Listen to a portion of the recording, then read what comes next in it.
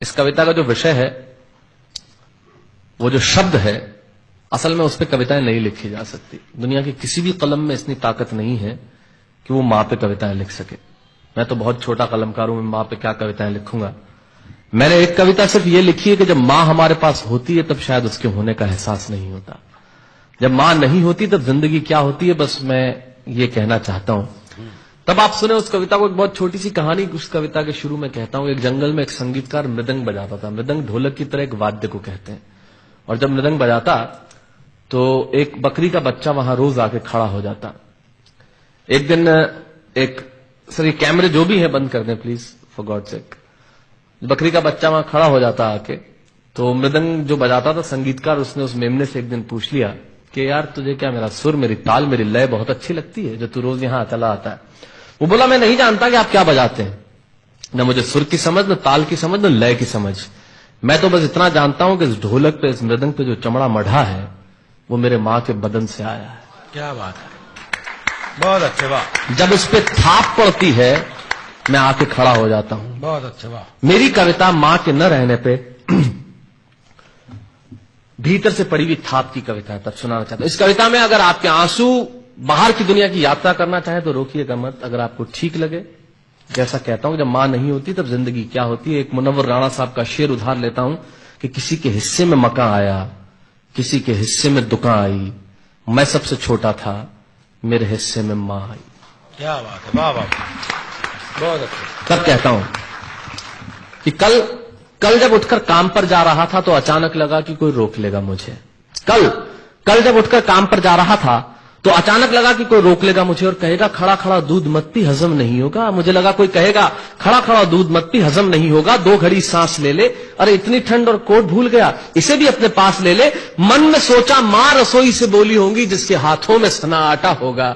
अगली पंक्ति के खालीपन से जुड़े और जुड़े तो मुझे बताएं। मन में सोचा मां रसोई से बोली होंगी जिसके हाथों में सना आटा होगा, और पलट के देखा तो क्या मालूम था कि वहां सिर्फ सन्नाटा होगा। पलट के देखा तो क्या मालूम था कि वहां सिर्फ सन्नाटा होगा। अरे अब हवाएं ही तो बात करती हैं मुझसे। जब कोई नहीं होता तब अंतरिक्ष बात करता है, निर्वात बात करता है, वैक्यूम बात करता है। तब कहता हूं अरे अब हवाएं ही तो बात करती है मुझसे। लगता है जब जाऊंगा किसी खास काम से तो कोई कहेगा दही शक्कर खा ले बेटा, अच्छा शगुन होता है। कोई कहेगा गुड़ खा ले बेटा, अच्छा शगुन होता है। पर मन इसी बात के लिए तो रोता है कि सब कुछ है मां, सब कुछ, जिस आजादी के लिए तुझसे मैं सारी उम्र लड़ता रहा। आपने अपने बचपन में देखा होगा माए हमें टोकती है, यहां मत जा, वहां मत जा, ये मत कर, वो मत कर। तब हम आजाद होना चाहते हैं और आजादी की कीमत कितनी बड़ी देनी पड़ती है। अगर कम शब्दों में मैंने ठीक बात कह दी हो तो इसका एहसास मुझे जरूर कराइएगा कि सब कुछ है मां, सब कुछ, जिस आजादी के लिए तुझसे मैं सारी उम्र लड़ता रहा वो सारी आजादी मेरे पास है। फिर भी न जाने क्यों दिल की हर धड़कन उदास है। कहता था ना तुझसे मैं वही करूंगा जो मेरे जी में आएगा, और आज मैं वही सब कुछ करता हूं जो मेरे जी में आता है। बात यह नहीं है कि मैं जो चाहूं कर लूं, मुझे कोई रोकने वाला नहीं है।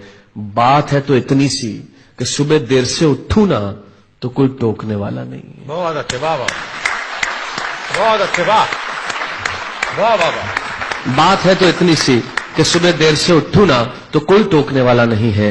रात को देर से लौटूं तो कौन नाराज होगा भला, कौन कहेगा बार बार कि अब कहां चला। आप ही की जिंदगी के कुछ दृश्य चुराता हूं और आप ही को सौंपता हूं। रात को देर से लौटूं तो कौन नाराज होगा भला, कौन कहेगा बार बार कि अब कहां चला। दोस्तों के साथ घूमने पर उल्हाने कौन देगा, मेरे वो तमाम झूठे बहाने कौन देगा। सच कहा था, गम की चोटें जख्मों पे फौलाद से ज्यादा क्या होगी, और मां की दौलत दुनिया में औलाद से ज्यादा क्या होगी। तब कहना चाहता हूं कि रात को देर से लौटूं तो कौन नाराज होगा भला, कौन कहेगा बार बार कि अब कहां चला। दोस्तों के साथ घूमने पर उल्हाने कौन देगा, मेरे वो तमाम झूठे बहाने कौन देगा। कौन कहेगा कि इस उम्र में क्यों परेशान करता है। हाय राम ये लड़का क्यों नहीं सुधरता है, पैसे कहां खर्च हो जाते हैं तेरे, क्यों नहीं बताता है। सारा दिन मुझे सताता है, रात को देर से आता है, खाना गर्म करने को जागती रहूं, खिलाने को तेरे पीछे भागती रहूं, बहाती रहूं आंसू तेरे लिए, कभी कुछ सोचा है मेरे लिए।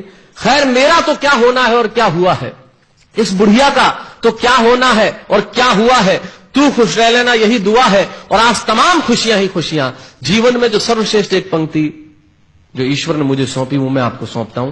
कहीं कोई कविता नहीं है, एक बहुत सामान्य सी बात जो बहुत सामान्य ढंग से मैं कह रहा हूं। लेकिन गेट सेट गो जो मैंने किताब लिखी, शायद हिंदुस्तान के पिछले 3 सालों में सबसे ज्यादा बिकने वाली किताब वो रही, 14 भाषाओं में उसका अनुवाद हुआ। बाबा में मैं रोज टीवी पे बोलता हूं, मेरे लाखों लफ्ज कुर्बान करता हूं सिर्फ उस एक पंक्ति पे जो ईश्वर ने मुझे सौंपी, और कहीं कोई कविता नहीं है। आप ही का भाव आपकी उठा को सौंपता हूं और देता हूं, और जिस विश्वास के साथ मैंने लिखा उस विश्वास के साथ आपको देता हूं कि मेरा तो क्या होना है और क्या हुआ है, इस बुढ़िया का तो क्या होना है और क्या हुआ है, तू खुश रह लेना यही दुआ है। और आज तमाम खुशियां ही खुशियां, गम ये नहीं है कि कोई ये सब खुशियां बांटने वाला होता, पर कोई तो होता जो गलतियों पे डांटने वाला होता। बहुत अच्छे, वाह वाह वाह वाह, बहुत अच्छे, वाह। गम ये नहीं है कि कोई ये सब खुशियां बांटने वाला होता, पर कोई तो होता जो गलतियों पे डांटने वाला होता। और अंतिम पंक्तियां देता हूं कि तू होती ना तो हाथ फेरती कभी सर पर या हल्के से बाम लगाती, आवाजें दे देकर सुबह उठाती, दिवाली पे टीका लगाकर रुपए देती और कहती बड़ों के पांव छूना आशीर्वाद मिलेगा, कपड़े मत फाड़ना, अगला कपड़ा अगली दिवाली को सिलेगा। बहन को सताता तो तू चांटे मारती, बीमार पड़ता तो रो रो के नजरें उतारती, परीक्षा से आते ही खाना खिलाती, पिता की डांट का डर दिखाती, फिर पिता की डांट से तू ही बचाती, इसे नौकरी मिल जाए, ये तरक्की करे, दुआओं में हाथ उठाती, और तरक्की के लिए वतन छोड़ देगा ये सुन के दरवाजे के पीछे चुपके चुपके आंसू बहाती। सब कुछ है मां, सब कुछ, आज तरक्की की हर रेखा तेरे बेटों को छू के जाती है, पर मां हमें तेरी बहुत याद आती है। बहुत अच्छा।